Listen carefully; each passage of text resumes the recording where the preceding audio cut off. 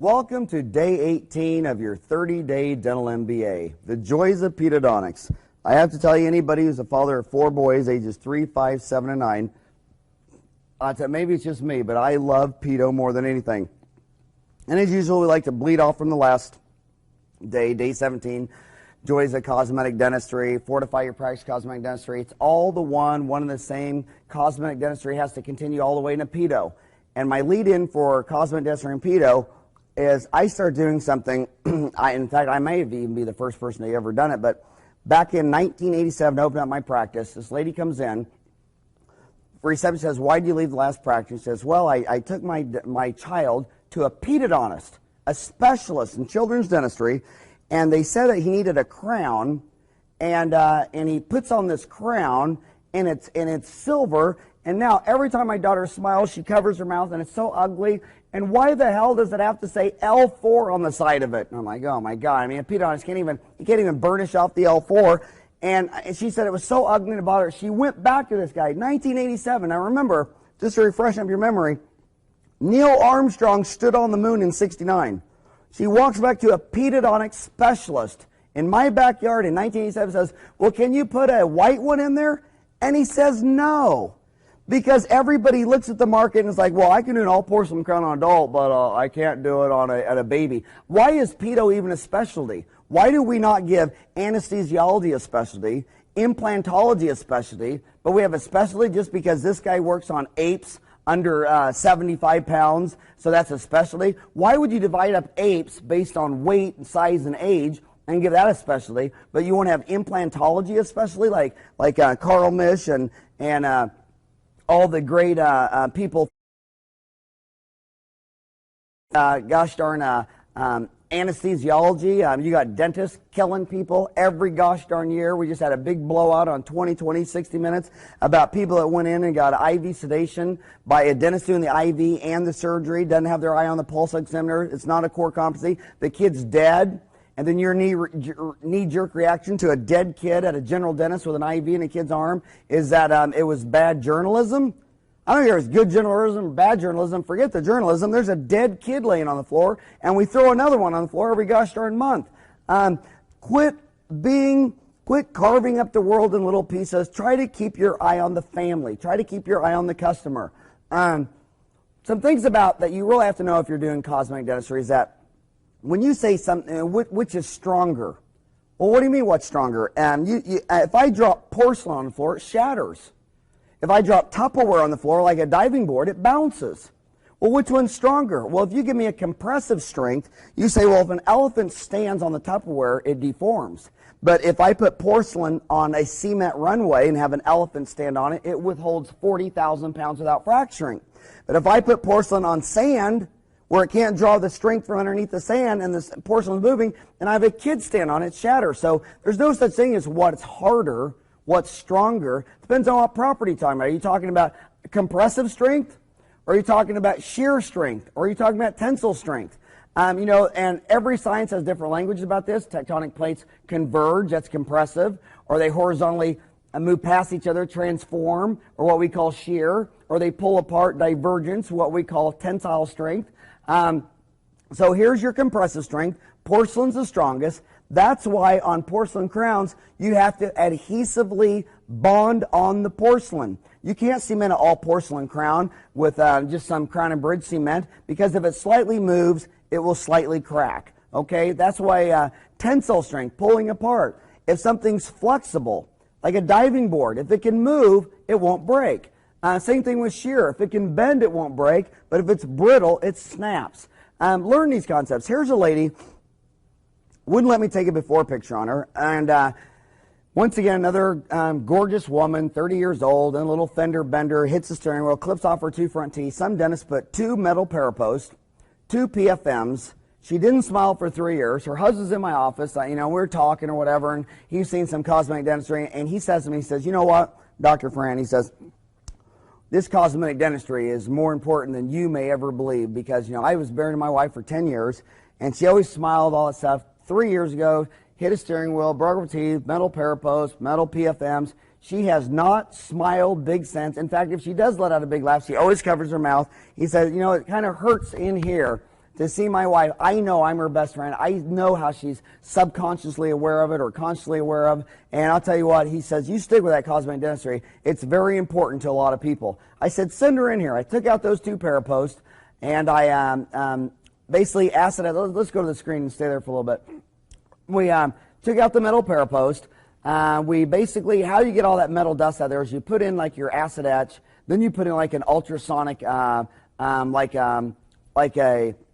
some type of ultrasonic agitation, and the acid leaches the metal, and the acid keeps turning black. Rinse, fill it back up with acid, agitate it, it leaches more metal. I did that about 20 or 30 times before the acid being agitated for like a minute at a time with like endodontic cleaners, shapeners, metadentia, ultrasonic cleaners, and no more metal would be leaching the acid. It wouldn't turn black. Then I put down my primer. I put in, your resin's got to be a dual cure. You're not going to get light. I think this one's about 20 millimeters deep. Cut a piece of this ribbon fiber, loaded it up with the dual cure cement. I think it was VeriLink in this case, and this is VeriLink. And then, so there it is. And then we cure this, and then there you go. You got 2 flexible diving board, translucent post, put on 2 all porcelain crowns, and my gosh, she absolutely loved it. And by the way, the insurance already paid for 2 root canals, 2 build-ups, 2 crowns. This was completely out of pocket. And now, when 50% of Americans do not have dental insurance, you're still in insurance mode. You're like, well, the only thing you're going to charge me is $500 for a crown and $145 for a build-up or $695 for a crown, yada, yada, yada. Well, this is a difficult case. This takes extra time. You know it's not going to be insurance. You don't have to itemize this. I just priced the case. I said, yeah, we'll do those 2 of them, $7,500. Omar Reed taught me that. Omar Reed says, why are you itemizing all this? If, number one, if you're not an insurance practice, or this person, or you accept insurance, but this person doesn't have insurance, and you want to make money on the case. How much time are you going to spend? What kind of materials? What kind of continue ed are you fortifying? What type of high technology did you buy that you got to amortize in? Just price the case. Omar Reed would walk in there, he'd take FMX, he'd do an exam, he'd look at me. I got to tell you a funny story about Omar Reed. When I got out of school, came out to Arizona. Of course, Arizona's most famous citizen is Omar Reed in dentistry. And he had this big course. It was like $30,000. I was 23 years old. I was married. I had $86,000 student loans. My wife just bought a $100,000 home. I borrowed $100,000 from Valley National Bank before it was bought into Bank One. Here I was 23 years old, $300,000 in debt. I've heard all about this guy. I want to take his course. It's $30,000. I don't have a dime. And I say to myself, I wonder. I called up his office. They say he comes in at 7 o'clock. I thought to myself, if I drove over to his office on Monday morning, just stood there in the parking lot at 6 o'clock, waited until he drove in, and I just pled my case. Look, I'm poor, broke, stupid. I'm $300,000 in debt. My wife's Catholic. She had 4 kids in 8 days. I said, would you just care if I observe? I wonder what he'd say. I mean, would he really kick me out of the parking lot? I did that case. He put his arm around me. He laughed. He smiled. He said, come on in. I mean, he's just a first-class guy.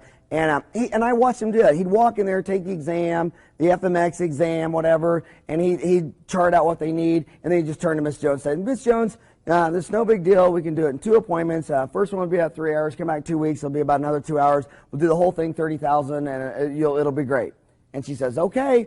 And, of course, he has a very, he'd worked on that clientele for years and years and years, but you don't have to itemize everything out. I can't charge the same for 2 build-ups and 2 crowns for a case where I got to get out parapost, I got to leach out all that metal tattooing stain, I got to get the gums healthy. Ribbon's good stuff. You can call them at 1-800-624-4554. 1-800-624-4554.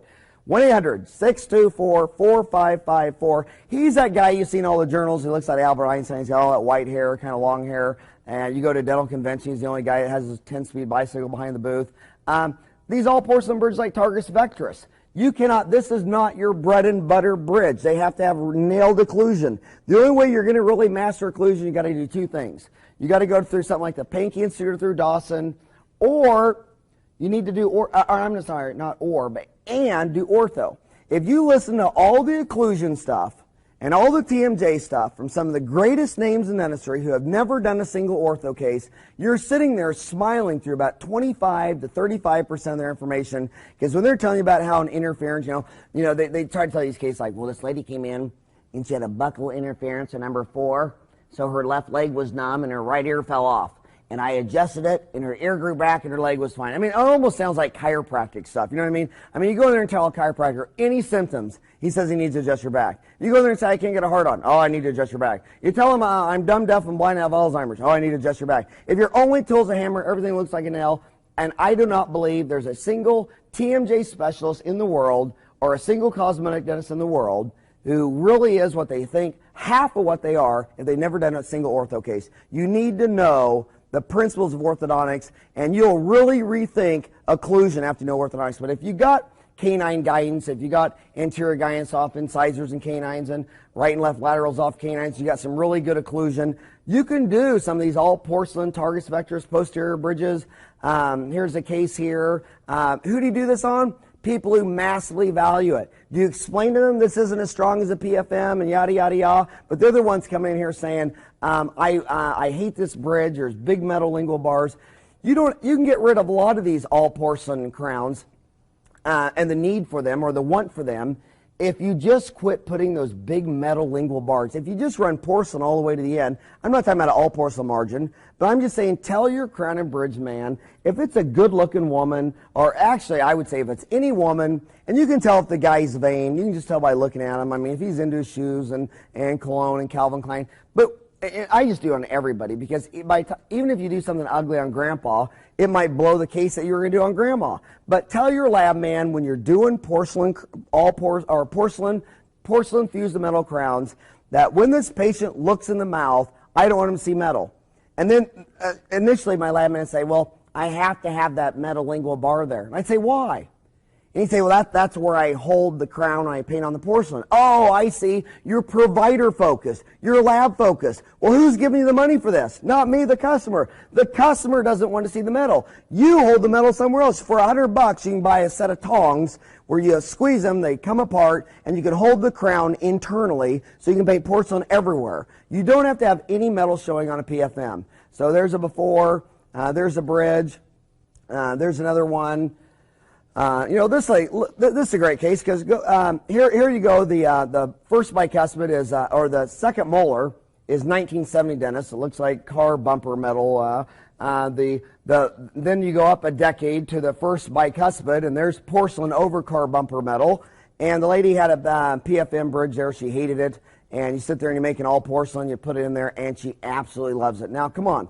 I'm a man, I'm short, fat, and bald. I just take the one in the back. I know that metal one in the back here. You could eat rocks and that'll be fine for 100 years. This porcelain fused metal is fine. I hardly have any porcelain chipping anymore. In 87, you might have 1 out of 100 chip off. It just doesn't seem to be an issue anymore. But if you have high wants and you want really natural aesthetic stuff, you can do this stuff.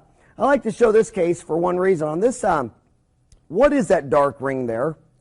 See, that's the contact point. I don't know how many dentists know this because in conventions we don't talk much about this stuff, but see that dark hole in the middle? That's where the contact was. That's where the tooth was in occlusion. See how it's right underneath the cusp? And every time they would bite down on that amalgam, that would be the agitation energy that would give energy and agitation, that it would take the saliva micro leakage underneath it and continue with agitation, and that was metal. Ionic leaching, being energized through the occlusion to fly right through the saliva and tattoo the underneath dentin. And you micro etch that off and put it on all porcelain. And see, now here's one where I'd really want to put stain to help camouflage it with the bicuspid. But if I put stain on the first molar to camouflage it with the bicuspid there, I think that's really cool. It camouflages, you almost can't see which one's restoration. But my patients paying for this stuff say, well, why is there that brown crap in there? And I say, well, to match all this brown crap. They go, well, that's bad. I want this. They want a sexy white new filling. And in fact, if the filling of your crown's whiter than the rest of the tooth, they're more inclined to bleach their natural tooth to catch up with the white filling. I want to tell you from last day about ultimate temporaries. You got a case like this. You got somebody, let's go to the screen here, where they're all prepared down. And then you take a little laser electrosurge, and you got to make some pontics in the tissue before your impression. Otherwise, it's not going to look like the abutments are protruding out of the tissue. Now, a lot of dentists don't do that because they say, well, then the gingiva won't be healthy. Well, I don't care what the state of the gingiva is. If the gingiva is not next to the there can't be any gum disease in these areas. I mean, if you don't believe me, take a person with gum disease, pull all their teeth, the gum disease is gone. Periodontal disease is what it says. Perio, around, dontal, the tooth. You have to have the tooth-gum interaction to have gum disease. There's no tooth there. So you can have the porcelain set right in there. You take a little electrosurge, and you sit there and you make your little abutment, little divots there, and you take your impression, and then those ponics look like they're emerging right out of the tooth. They look gorgeous. There it is. You can get a $50,000 laser to do this, or you can get what I use, just a little old $500-600 electrosurge, and then you take your impression. But before you did the case, if you took a set of alginate and you took study models and you send them to Jim Glidewell, you've all heard of Glidewell Labs. He has the biggest Crown and Bridge lab, I believe, in the world. I think they do like $50 million a year. And nobody makes these things faster, easier, higher quality, and less expensive than Glidewell. And you get these back like that. I mean, and it's low cost. I don't even know what it costs. I don't want to quote a fee. I might be wrong. I think it's like $25 a unit or something like that. There's no money involved. And you say, well, God, I don't want to pay $25 a unit for a temporary, or $30 a unit. But you'll sit in there all afternoon making this. Well, what is your time worth? I think it's a lot cheaper to have some non-dentist out of my office on a lab bench in California in Glidewell Laboratory make this up. And then what you do is you fill this up with something from Williams Ivoclar like Fermit or Fermit N. Fermit's a little softer. Fermit N's a little stronger. Fermit's supposedly for like inlays. Fermit N, the N is for onlays. Go figure, it's German. And you fill them up. You take that rubber. God, I don't even know the name. You know that rubber tip brush, that hygienist that used to be on the back end of toothbrushes? You squeeze this down there, and while it's still soft, you clean all it off with the rubber soft end, which if you use cotton and wipe it off, you'll pull out Fermit at the margin. But you notice when bricklayers with no teeth, no education, a tattoo, when they're slinging mortar in between bricks, they use that metal slate because it doesn't stick, it leaves the mortar in. You are a doctor and you're using cotton and you're smoothing out the mortar and you're pulling it out from beneath the bricks. Take that little rubber tip brush, smooth it all out, then you light cure it, and that whole case, temporary cementation, the temporary part of it is, a solid 10 or 15 minutes. I see dentists who will have to do that case after lunch because they'll have to block out the whole afternoon, and the prep time, the impression time might be 1 hour.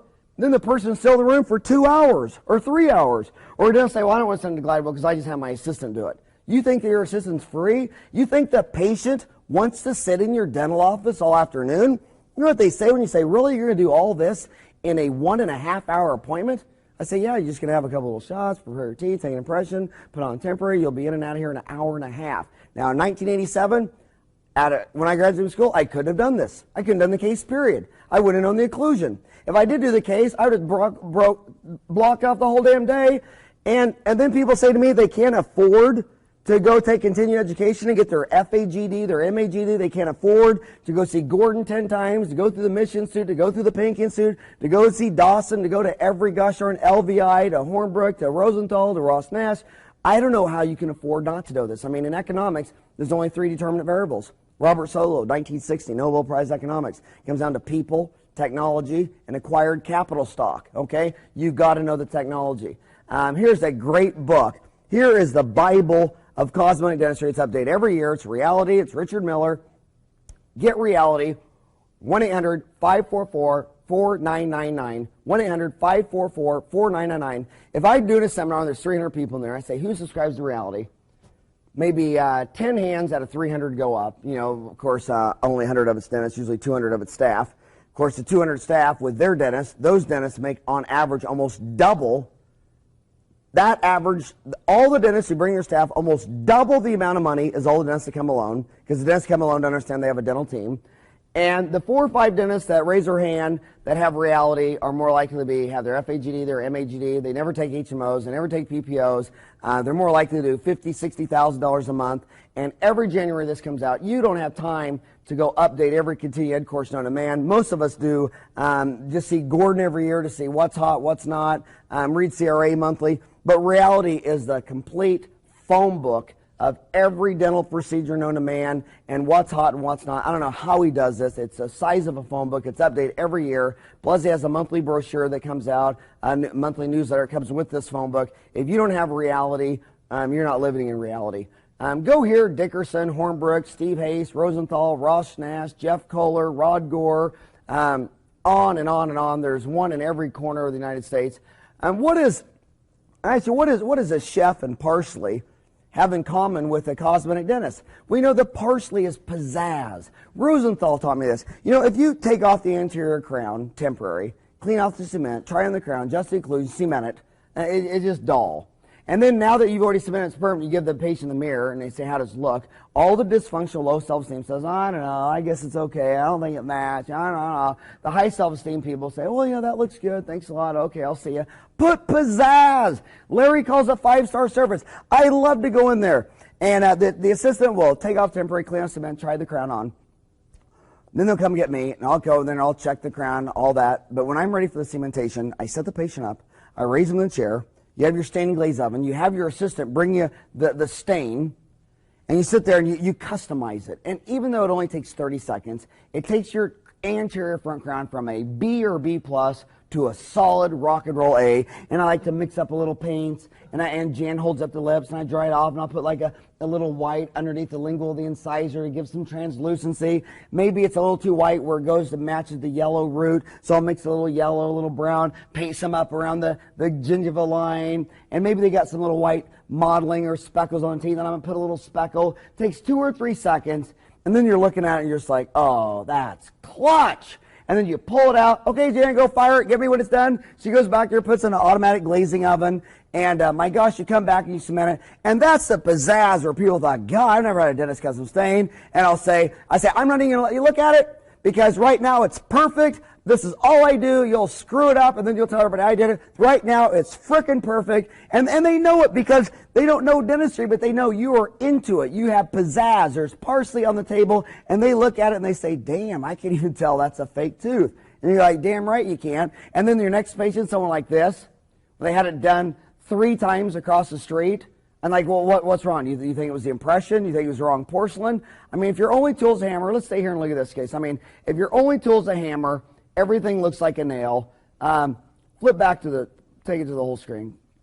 There you go. They come in 30 minutes later. I got the crown off, put a little piece of bonding there, wired up 8 teeth. There's 1 month later. There's 2 months later. I mean, see, these people, they say they're cosmetic dentists, they can't even do ortho. People come in with mungle-jungled teeth, and they just veneer them. And they say, well, the person didn't want 2 years of ortho. Okay, then don't do 2 years of ortho. Unravel it for 90 days. I mean, my gosh, do something. And when they say, well, the patient didn't want ortho, you know why? Because you only sell from your heart. If you don't have ortho in your toolbox, without you knowing it, your body language is like, well, do you want to go through braces for 2 years? Or do you want veneers? Okay? You sell from your heart. I can sell eggs to a chicken. I can sell ice cream to an Eskimo. And if you are passionate and you have all the options, if you are passionate, you can convince this person to think like you do and say, let me tell you why you really want ortho. Blah, blah, blah. Go here, Brock Rondeau. Call Brock Rondeau. He's the greatest orthodontic instructor out there. Now, 1-800-308-3074. 1-800-308-3074. And on this tape, the joys of pedodontics. Let me tell you something. You know how many adults I have that are patients that are contemplating spending, $10,000 a jaw on orthodontic surgery? And you know why they need orthodontic surgery? Because when they went into the dentist every 6 months as a child, their dentist didn't know ortho. They didn't understand orthodontics versus orthodontics, jaws, facial growth. And their dentist was asleep at the wheel because he's got time to golf every Saturday. They didn't have time to go to Brock Rondeau 4 3-day weekends and orthodontics, at least certainly enough to diagnose it. And then you'll say, well, I told that patient they should see an orthodontist. Once again, it wasn't from the heart. It wasn't passionate. Did you sit there and say to mom, look, apes grow head down. When the baby comes out, the head's the biggest developed thing. The feet are small. The head gets done first. The feet get done last. A girl's head is about 90% done growing at 12 and a half. Boys are a full 14 and a half. That's why you notice in February, Dental Health Month, when you go in and teach the classes, I only do the first grade classes, and the hygienists do the high school, and the dental assistants do 2nd through 9, and the receptionists do the daycare. You ever notice in the first grade class, you'll say, does anybody have a question? All the girls like, oh. All the boys are sitting there in a daze with a burger hanging out of their nose. You can tell they're 2 years behind. Hell, orthodontically, they're 2 years behind. And then you say, does anybody have a question? The girls always will ask all these intelligent questions. And then I'll sit there and say, well, let's hear from boy. Johnny, do you have a question? My mom has a denture. Johnny, is that a question or a story? Yeah, I mean, they're just lagging behind 2 years. And you go learn this stuff, and you can sit there and say, Mom, look, Megan's 12 and a half. Right now, this is the last year where she's bendable, she's pliable. We start an orthodontic procedure right now with a little rapid palatal expander. We can fix her crossbite now. We can give her a chin. We can shove that gummy smile back up. We can fix her occlusion. And if you wait 5 years, that's going to be a $10,000 orthodontic surgery. A third of these people have some type of paresthesia on their lower jaw. You can't, I mean, Mom, come on. This is the only time we got. We're in a very tight window here. Mom's like, well, now that you say it like that, I mean, I didn't realize that it'd be permanent in a couple of years, and then if she ever wanted to do it when she got older, it'd be surgery and worse paresthesia. And the guy across the street didn't say it like that, but okay, I was hoping we could do it maybe in 2 or 3 years because we're trying to pay off our minivan and we're trying to buy jet skis and we're trying to get a boat and we're trying to go to Washington and Yellowstone and we're trying to buy fast food for our meals, 20 out of 30 meals. See, when you have the information, you're armed with knowledge, you can convince Mom to do the right thing. Tony Robbins, what does he say 1,000 times during his cassettes? Do it with passion. When you have knowledge plus emotion, it's passion. And you can't talk these people into doing ortho instead of veneers because you don't have passion for ortho. It's the same thing. Look at your own child. You know that all major religions treat other people like you want to be treated. Would you rather have orthodontics and bleaching, or would you rather have all your teeth filed down for crowns and veneers? You would. I mean, in fact, some of the greatest cosmetic dentists out there are trying to get me to go to them and have veneers done on my teeth. All right, teeth, they're perfect. Look at my teeth. Show them my teeth. All right, they're beautiful. What the hell would you want to hack my damn teeth down for? I mean, I think it's twisted to even ask me. And Brock Rondeau's got a very good program because in orthodontics, the assistants do, go to this slide here and show her. In orthodontics, the assistants do somewhere between 99 and 110% of all the work. And if you go learn orthodontics and your staff doesn't, I mean, you can't do it fast enough to compete with people like Orthodontic Centers of America or Apple Orthodontics or let alone the orthodontists up the street. And Brock Rondeau, it's 4 3-day weekends, but sessions 2, 3, and 4, June Williams, his head dental assistant who knows ortho better than about 90% of general dentists, she's been doing it for 20 years. She's teaching the staff.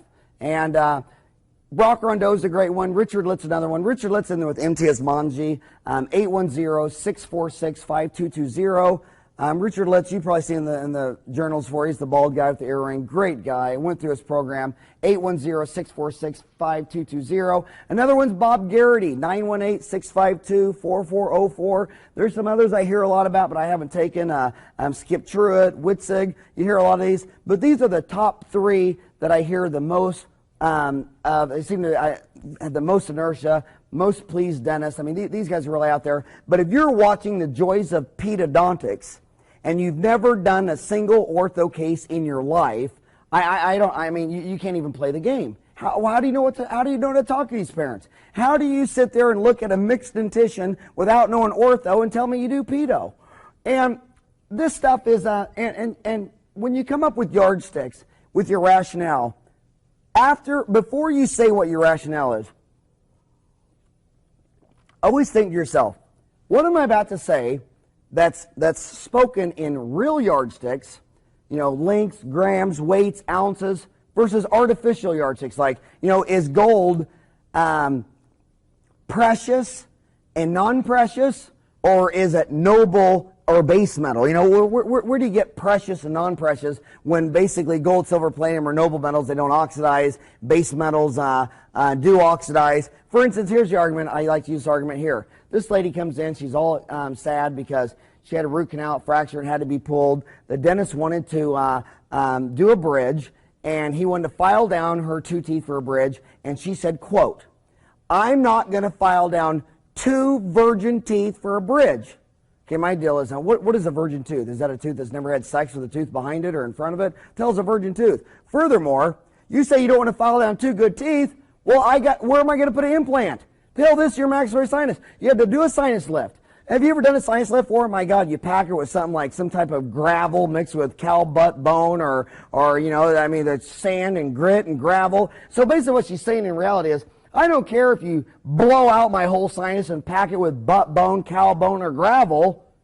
I just, for some weird reason, don't want you to file down the tooth next to it. Maybe it's because she can see the teeth and she can't see her sinus. I don't know. I don't know what a virgin tooth is. I've never seen 2 teeth getting it on, so I wouldn't know all the teeth not getting it on. To me, I guess they're all virgin. I don't understand the distinction. But when the consumer says, you can blow out my sinus and pack it with gravel, but don't touch my tooth, that's not a real yardstick, but it's what this person wants. It is not necessarily what she needs. It's what she wants. I could end a bridge start to finish in 10 days. This case takes a year, okay? You have to give that cow bone and gravel a long time to heal. There's a before, there's a after. She's a gorgeous chick. Look at that. She's knocked down gorgeous.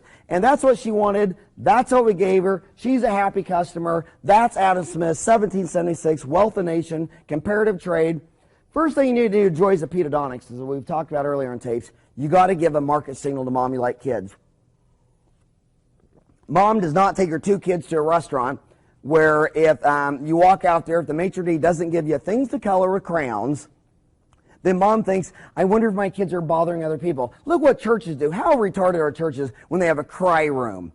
I mean, a cry room. You're supposed to be the sinner asking forgiveness for doing all whatever the hell you do, but a baby cries and they got them locked up in a room. That's a market signal that the gosh darn minister is grouchy, he's an old fart. Half the people in the church are old farts. I mean, when someone cries on a plane and some old man gives it a grouchy look, I always rip him a new asshole in front of about 6 rows. Hey buddy, how old were you when you were born?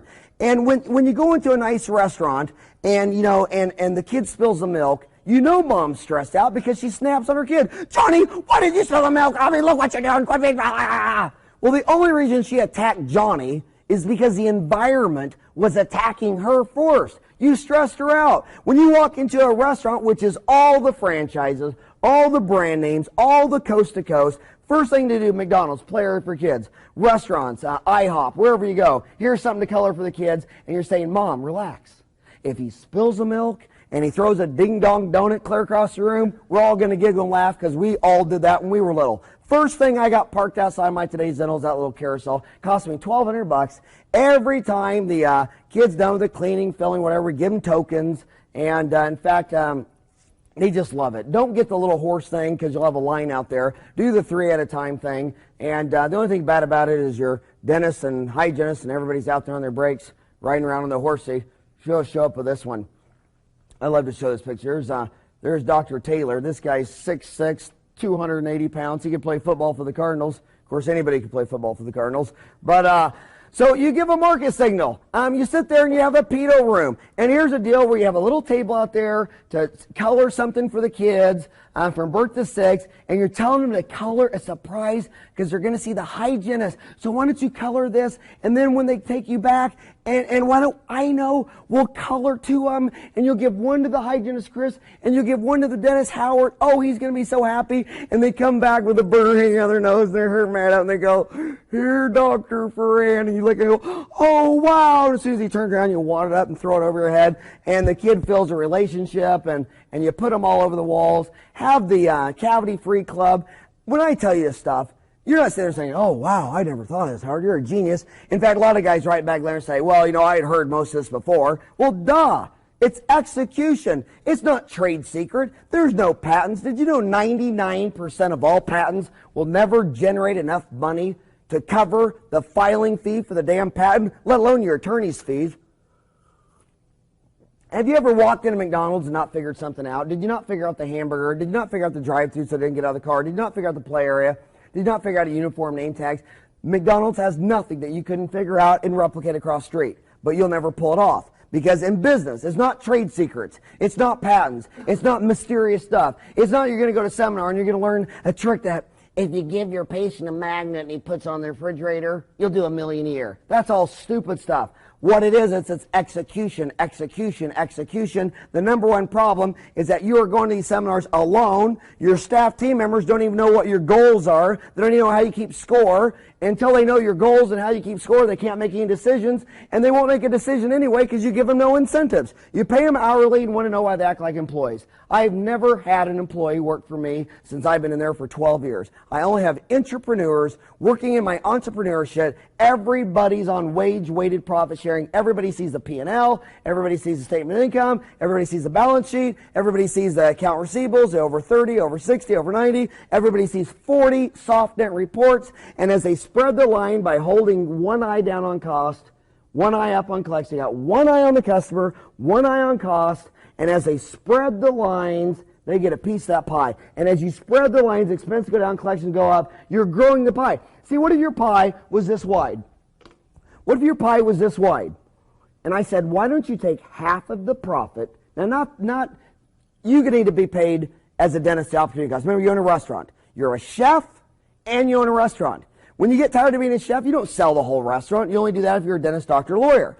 If you get tired of being a chef, you sit home, you replace yourself with a chef. Well, if you paid that chef $60,000 a year to replace you, and the restaurant used to make $100,000 a profit a year when you were doing the chef and taking it home, then what you're really getting is you were getting $40,000 a profit, and you were getting $60,000 a year for being a chef. Well, in my dental office, me and they're doing dentistry is worth 25%. That's what I can replace myself with all day long. But if my profit was right here, here's my profit, and I told the staff that we're going to do wage-weighted profit sharing, and I'll split half the profit with you. Say after I paid the dentist 25%, the hygienist 33%, the front office 10%, the back office 10%, lab bill 9%, supply 7%, advertising 2%, yada, yada, yada, and it all came to 80%. Okay, I have 20% profit.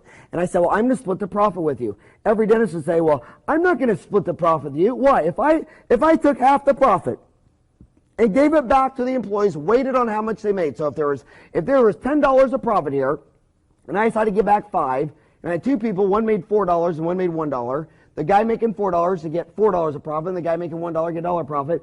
That if I did that, they would now have incentives, and what would happen?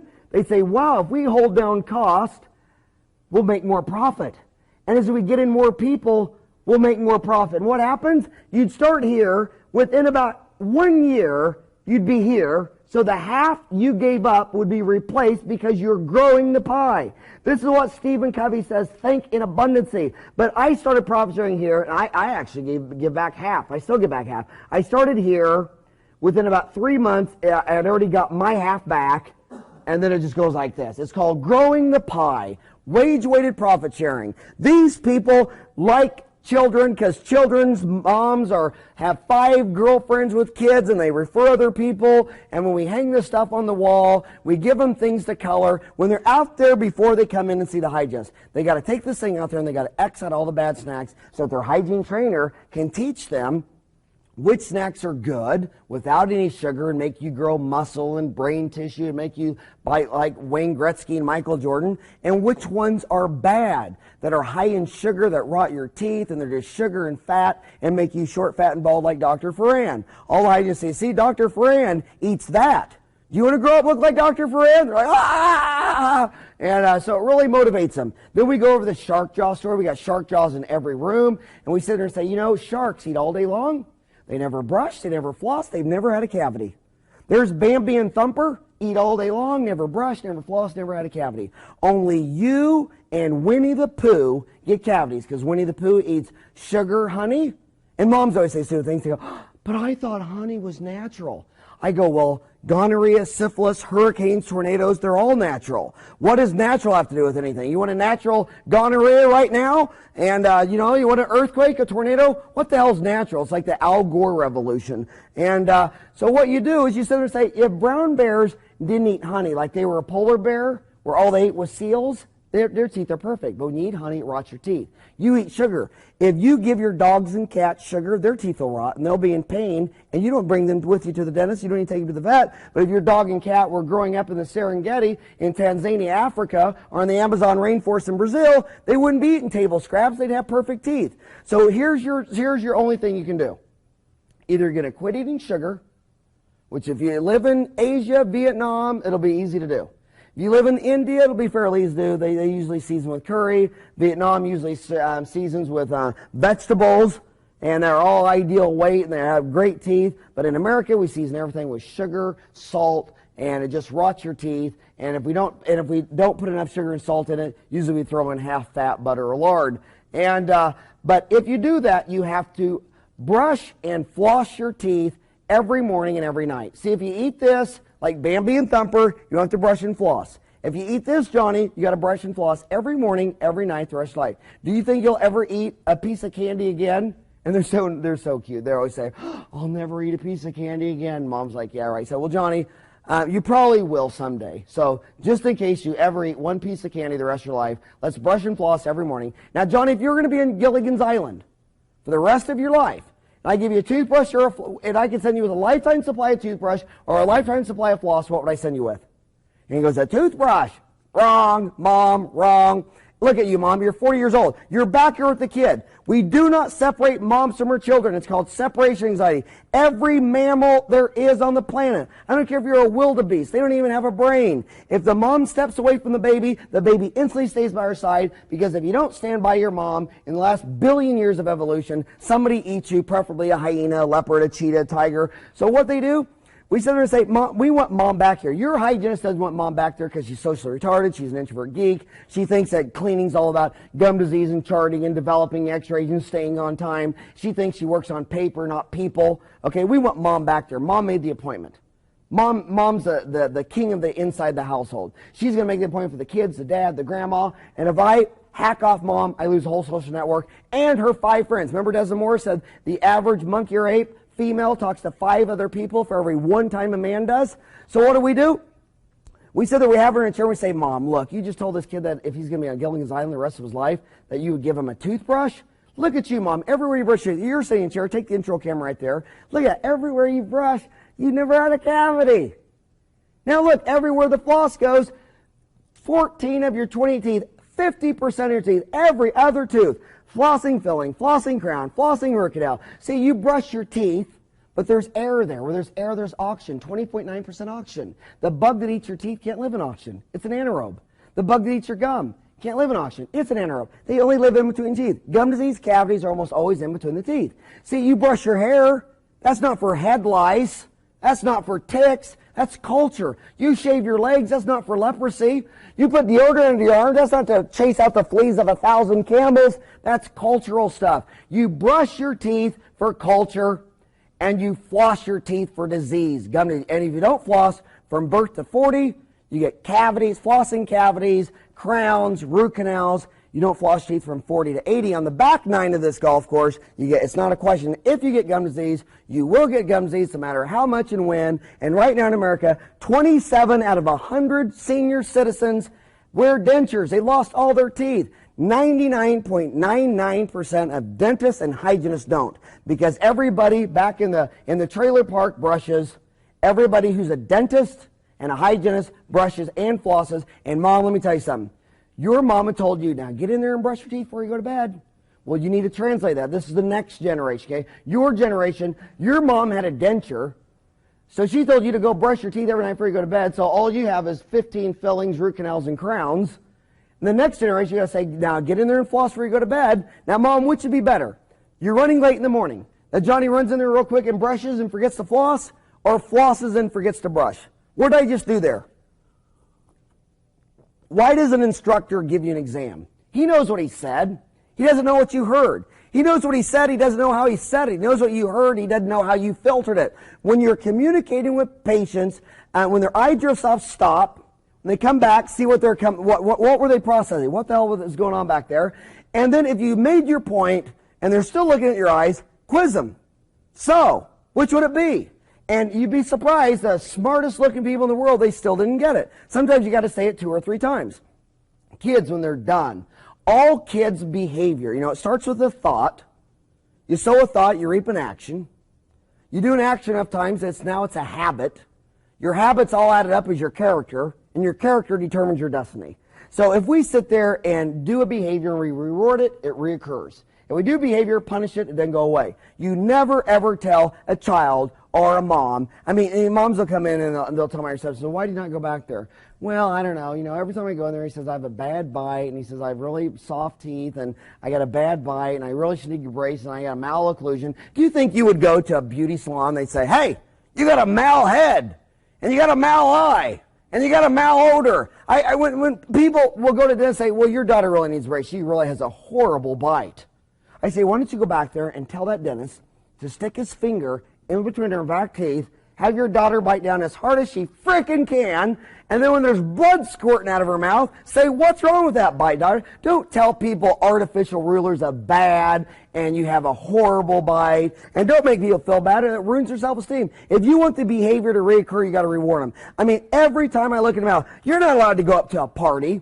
Do you think you could just walk in any part of the mouth and say, excuse me, I'm a dentist, open your mouth. And do you think I can just go into the mall and say, excuse me, I'm a licensed dentist, let me look in your mouth? If that was true, we'd all been gynecologists. When you sit there, when you get into people's faces, you're breaking their comfort zone. So you always ask permission. When you have an adult in the chair, just like a child, you always say, Billy, do you mind if I lean you back and take a peek around your mouth?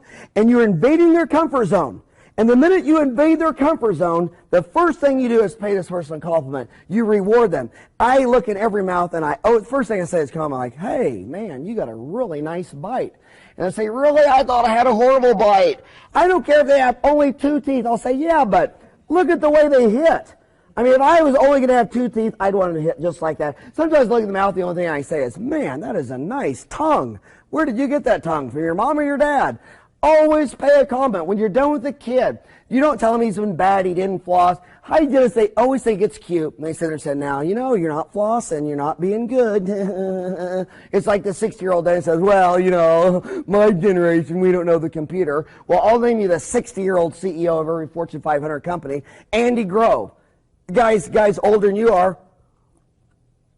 He says every night, last thing he does before he goes to bed, from about 10 o'clock, read his book, Only the Paranoid Survive. He says from about 10 o'clock to 1:30 in the morning, all he does is sit in his home computer and does his email, because when his 36,000 employees arrive to work tomorrow morning, he wants them to start fresh. He wants them, he's going to pay everybody tomorrow.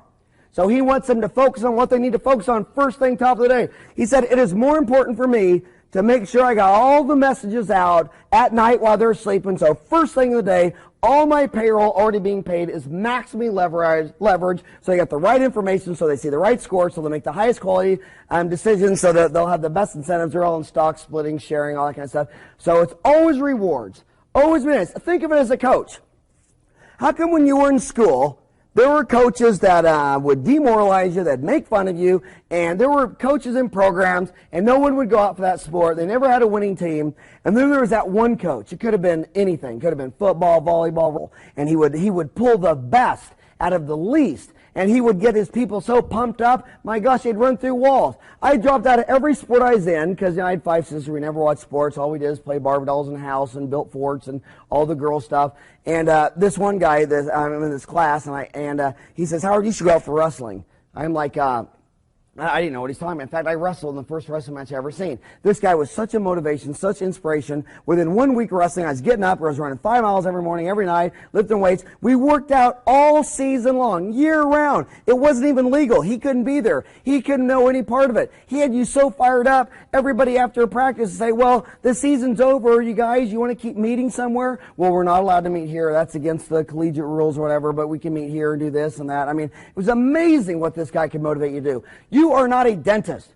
You are their personal hygiene trainer. You are training this kid so that when he's 100 years old, he has 99.99% of his teeth like you do, like your hygienist does. And let me tell you something on my staff.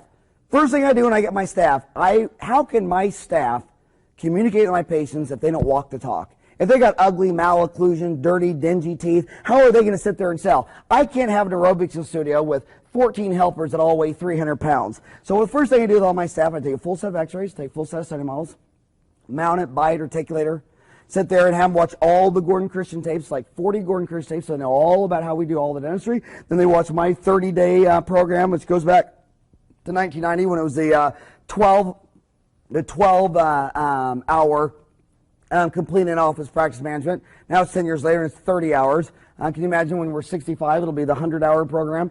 And after they watch all of Gordon's, and they watch all of mine. And they have their x-rays, bite, mounted, view box, photos, the whole 9 yards. We do the AACD before pictures. I sit down with them. I say, well, tell me about your teeth. What do you think we should do? And they sit there and say, well, I don't know. I don't have any problems, and I don't have any cavities. And I'll say, well, what about your teeth? Do you like them? Are they straight? Do you think you need ortho? Do you think they need bleaching? Well, I'm sure I could use ortho, and I'm sure I could use bleaching, but I don't think I'm interested in that. What the hell are you doing in dentistry? Don't you love dentistry? Aren't you passionate about dentistry? Aren't you motivated for dentistry? What are you saying? Well, yeah, I'm an aerobics instructor, but I don't ever exercise.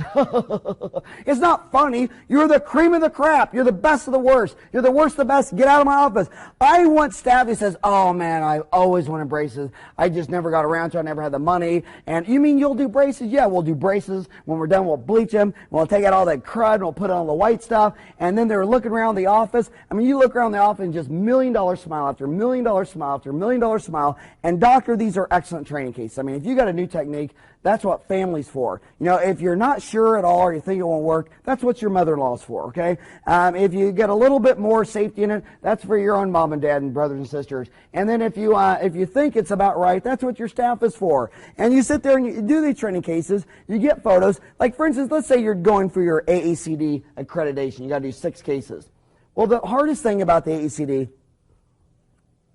accreditation is that it takes about 5 or 10 good cases just to have your photo documentation. I mean, it's always something wrong with the before picture, after picture, whatever.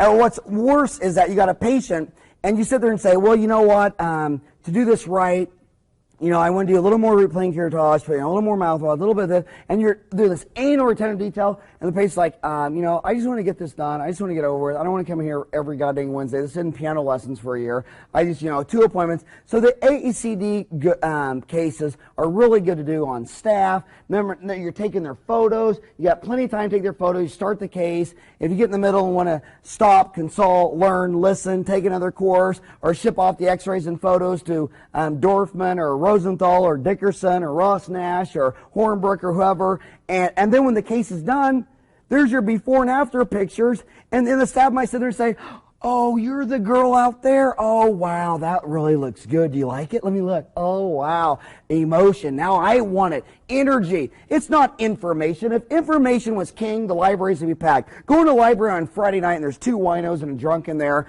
and everybody else is out watching Titanic and going dancing and listening to music. It's emotion that stirs the village. So then we sit there, Joy of Pedodontics. If you beat a kid up, man, if you do a root canal, a pulpotomy, a chrome steel crown on a kid, and she got a little teary-eyed or whatever, you beat her up, why did you give her a 3-cent balloon? You gave a guy a 3-cent balloon, all he had was a cleaning.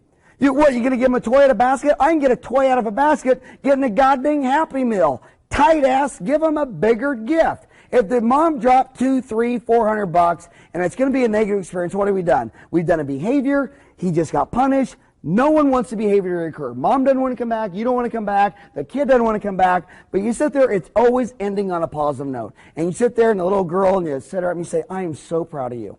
Not only do you got the best teeth in the world, not only do you have the best mom in the world, maybe she's standing right there out in the hall, but will you do me the biggest favor? You would make the world's greatest dentist. I'm going to give you this dentist Barbie doll because if girls like you would grow up and be a dentist, my gosh, you would be the best dentist in the world. And she's all happy. It's a Barbie doll. She forgot about the root canal health. She's on nitrous. She doesn't have any good retention of memory anyway. Very much amnesic effects of nitrous oxide, more so than alcohol, other stuff. Remember, you can either give them reward proportionate to the stimulus and the behavior recur, or you can punish them in accordance with the behavior and it'll go away.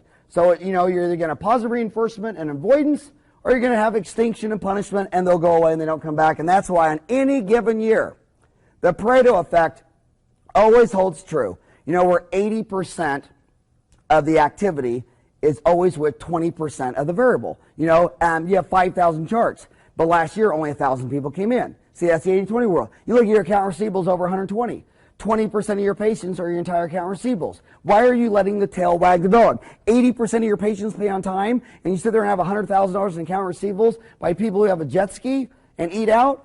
Always get these Polaroid cameras. I mean, dentists say to me, they go, yeah, but that Polaroid camera, it's $1 a picture. What do you charge for a cleaning? $34? Go to $35. Come on. These are long-term deals. This kid will always know that when their first dental visit was a Dr. Howard Farran, their first hygienist was Chris Hickson. These are the things that make it. Mom has got to see, now let's go back to the slide here. Mom, when mom's laying in the chair, she looks up at the ceiling and she sees the intraoral camera.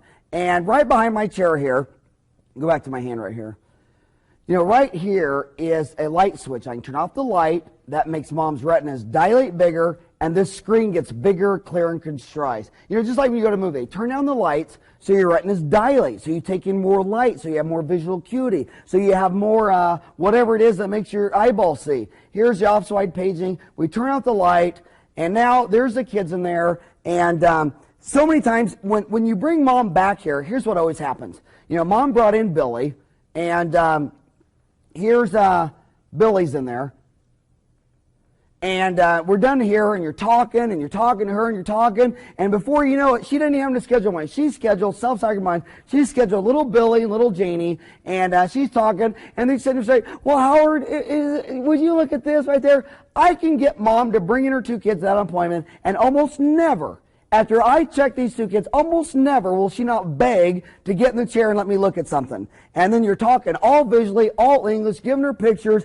I mean, she's all lit up. She's all excited. She's always saying, oh, this is great, and oh, thank you so much. And why does the average dentist retire in his career from 25 to 65 with about $1.8 million of dentistry diagnosed, never done, not only never done in your office, never somewhere else, because they didn't even know they needed it. Okay, and you thought it was cost. Always talk visually, especially with adults. You speak visually with the adults and get the adult converted to flossing every morning, every night, instead of brushing every morning, every night. This person now, you go from I'm the doctor, and this is the patient. Doctor, Latin teacher, I'm the teacher, they're the patient. If I can effectively communicate this with this adult, now they go home, and now they're with their children where they're the doctor, and the child is a student. Now he's the teacher, and he's going in there and saying, no, Jim, no. You're 14 years old. You don't get up and floss every morning. You don't get in there and brush and forget to floss. You get in there and floss, forget to brush. March back in there and floss. See, that's how generations hand down knowledge. That's why you have all the Gordon Christian's patient education videos for your adults. Because when I'm with the adult, I'm the doctor, they're the student, I'm the teacher, they're the student, then they go home to their kids, and now this is the doctor, teacher, and the child student is learning. So if you want to transfer information, you got to educate the adults. And here's a mom bringing in her child, and I like this mom the most. This is the best example because, see, this is a good mom. Notice how she made her husband a little boy and a little girl. My wife tried 4 times, never gave me a daughter, which means I'll die in a Medicare nursing home. And so here we go. Here we go in the kids. Getting nitrous oxide on kids is no brainer. Don't look at it as a bad patient needs referred out or a bad patient. Look at them as a challenging patient. The reason you can't get nitrous oxide on a disrupted child is because you ask him if he wants to have a gas mask on. Well, a gas mask scares anybody. So what do? We say, Billy, today we're breathing happy air. And we go to the lotions and potions. We get a bottle of watermelon happy scent and strawberry happy scent. Today we're breathing happy air. Do you want to smell watermelon or strawberry? And he goes, watermelon. And you unscrew the watermelon, put a Q-tip in there, run it inside the mask, turn on the nitrous, do you smell the watermelon? Now he's fine. Who's a juvenile delinquent? They don't have a dad at home, and they got too much going on. The smarter they are and the more unsupervised they are, they're juvenile delinquents, okay? You're totally unsupervised, a genius. He's selling crack on a street corner at 10 years old, stealing car radios. Look at this 12-year-old kid. I've had my car stereo stolen 3 times at the Phoenix Sky Harbor Airport. They caught 2 out of 3 because these criminals are so stupid they didn't realize there's 1,000 cameras in the airport. So I'm out there lecturing in your neck of the woods, and they're breaking into my car, still the car stereo. It's on camera. They have to leave through a gate, and the person doesn't let the gate up. Okay, he's driving down right now. They arrest him. And the first guy that did it was 14. The second time it was done, the guy was 13. Okay, I'm 36. I don't know how to get the car stereo out. These kids aren't stupid. They're unsupervised or highly smart. So if you get the nitrous oxide on them, plug up their mind with a $100 million Disney production. The problem is they're too damn smart. When you got a kid laying there, can I put a gas mask on you? Sure. That's Bambi getting eaten at the water hole. And then the kid just laying there and it just lets you do it. They're just dumb. But the kid who catches out of the corner, I was like, what's that? What's that? What are you doing? What's that? That's a smart kid. Hell, that's a kid that's going to survive. He noticed a hyena behind the bush. He thought that's a shepherd. What are you doing to me? I'm not wearing a gas mask. And what's moving behind my head? That's a smart kid. Plug up his brain with $100 million Disney. He's laying there watching The Lion King on nitrous oxide. Poor kid will never get that stoned again. And I'll tell you what, the number one crown jewel in Mama's eyes is that baby.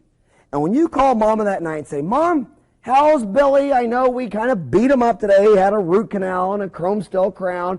I'm just calling to make sure his anesthetic wore off and everything's okay. And Mom, you are Mom's hero. She's like, oh, you called about my little Megan. Oh, Howard, thank you. You're so sweet. She's doing fine. And for dinner, we just had ice cream and and I mean, it's everything. I mean, you do that, she's going to tell. The average woman talks to 5 other women every time a man talks to anybody. She's going to tell every one of her girlfriends. He had Bernie on the roof. We colored these good snacks. Did you know only Winnie the Pooh and humans get decay? And yada, yada, yada. I mean, it's everything. And then your assistant's calling a week later to make sure that really everything's okay. Clinical dentistry. You drove around the block for a week. Mom will never, ever, ever rip male doctor a new one. How many times your assistant say, oh, Dr. Farran, in room 3, this lady, she's really upset and she's really mad, and she's really upset and she's really mad. And I walk in and go, hi, Karen. Hi, Dr. Farran. How are those kids of yours?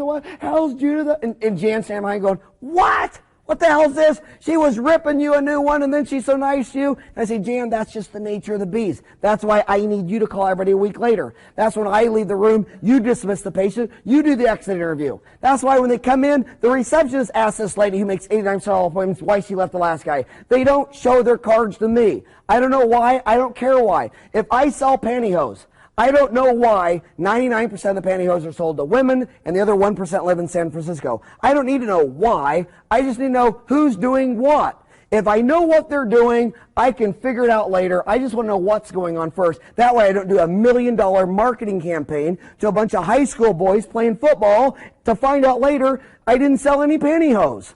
So we sit there and here, look at this, chrome steel crown.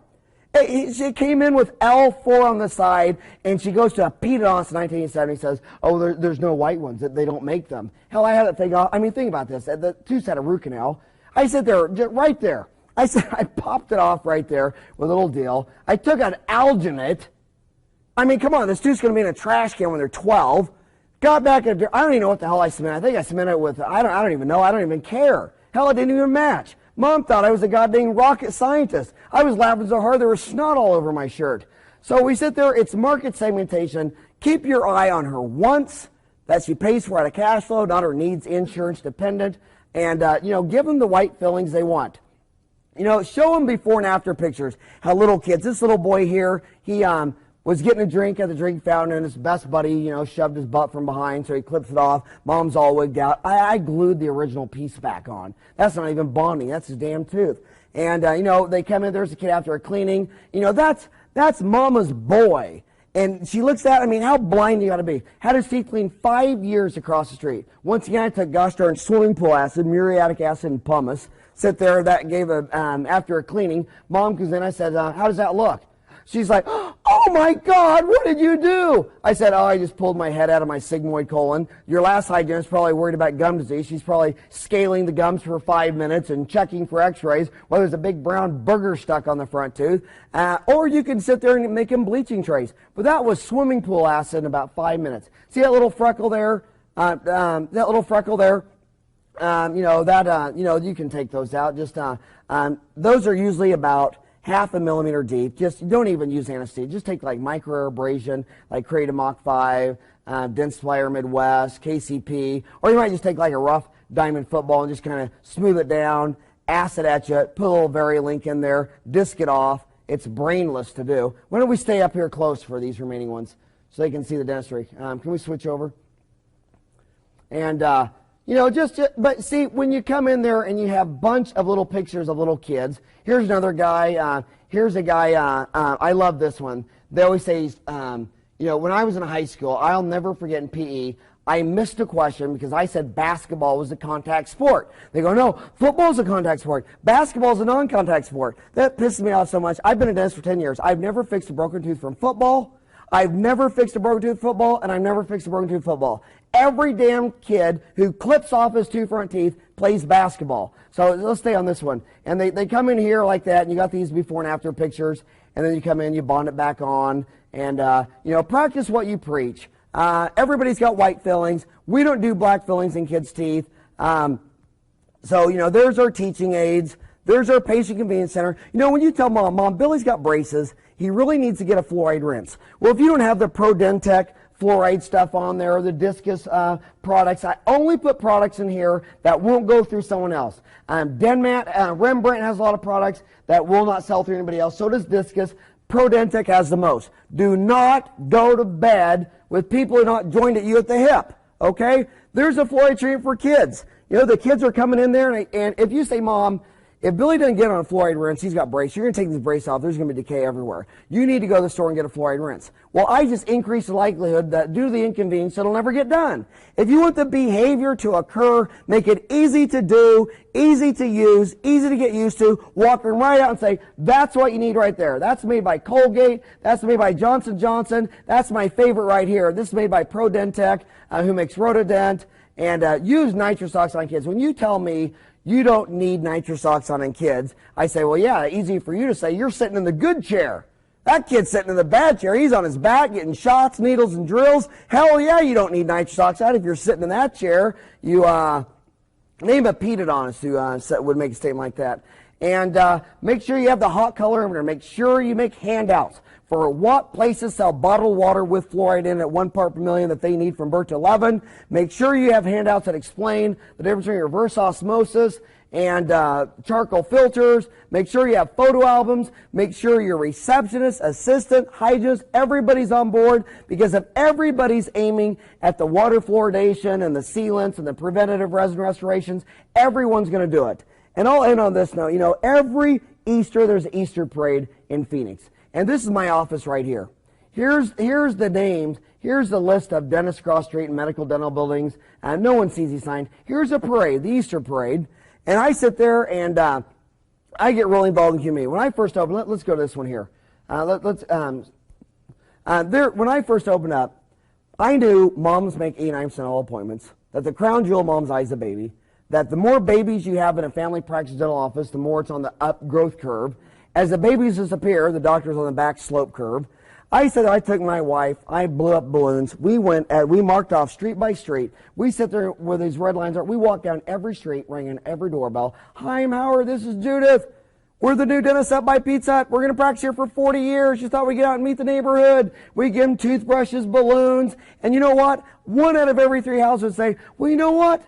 I'm going to have to make an appointment with you one day. And I go, really? I got the appointment book right here. I wouldn't even stop on Sunday till I had no openings Monday through Friday. Just go out, have fun, keep your eye on the children.